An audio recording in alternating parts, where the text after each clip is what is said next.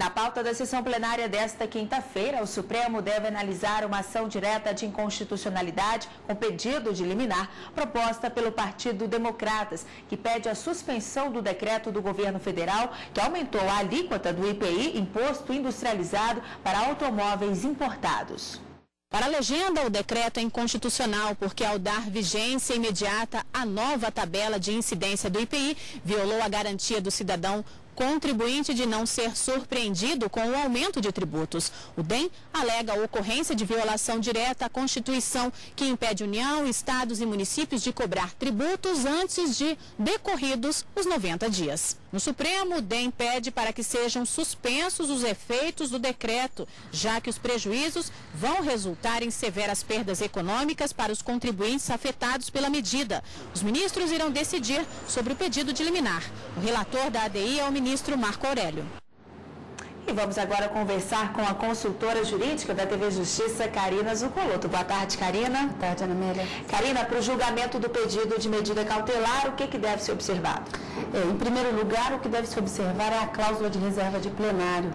Tanto para o mérito do julgamento da ação direta de inconstitucionalidade, quanto para a análise de uma medida cautelar, é preciso, em primeiro lugar, que tenhamos 8 ministros em plenário e que 6 ministros votem a favor dessa concessão da medida liminar. Caso isso não ocorra, o julgamento sequer é apregoado pelo presidente. Tá, e a medida sendo deferida, o que acontece? Em havendo a decisão por 6 ministros, maioria absoluta dos membros do Supremo Tribunal Federal, esse decreto, ao qual o DEM acusa, ou pelo menos traz uma suposta inconstitucionalidade no Supremo, será suspensa durante um determinado tempo, até que seja analisada o mérito da decisão, ou de acordo com o tempo ou prazo que os ministros puderem determinar. Mas os efeitos dessa decisão proferida em sede de liminar serão suspensos com efeitos que nós chamamos ex nunc, a partir da decisão tomada no plenário do Supremo Tribunal Federal.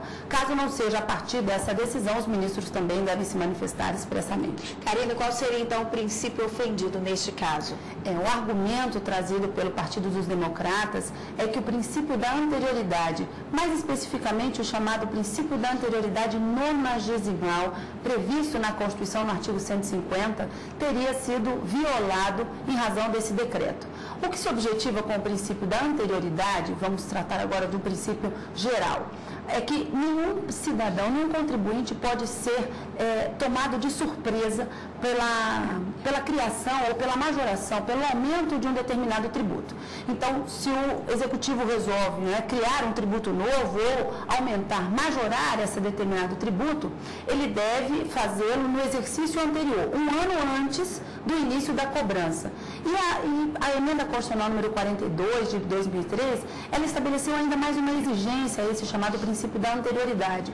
Nenhum tributo pode ser criado, cobrado, quando ele for criado ou majorado, antes de pelo menos 90 dias da data dessa criação, dessa majoração. Então, ainda que haja a criação em dezembro, por exemplo, de um determinado ano, nós poderíamos pensar, a partir de 1º de janeiro do ano seguinte, esse tributo já poderia ser cobrado. De acordo com a anterioridade nonagesimal, seria necessário esperar pelo menos 90 dias. E o que se argui aqui nesse decreto é que este lapso temporal de no mínimo 90 dias não teria sido respeitado.